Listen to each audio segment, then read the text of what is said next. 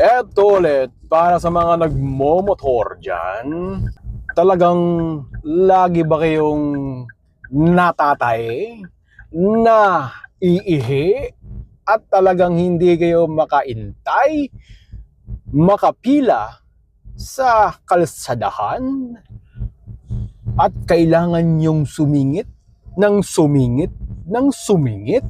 Pwede namang pumila ng tama.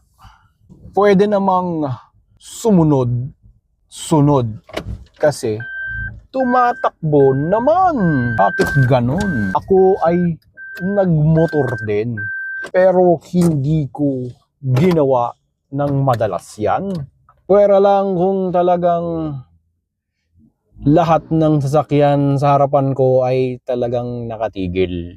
Hindi ko alam kung hinahabol kayo ng mga demonyo.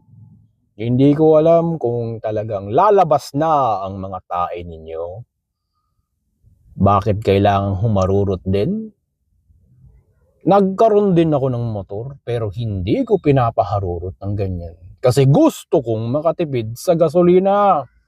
Kahit anong birit ninyo sa mga motor ninyo, at least kung hanggang 500cc pataas, yung mga pababa na 500cc, nako, wala kayong pag-asang tumulin at lumipad. Isa na namang paalala, sa gabi nagbablog, sa gabi nagdadrive. Magandang gabi.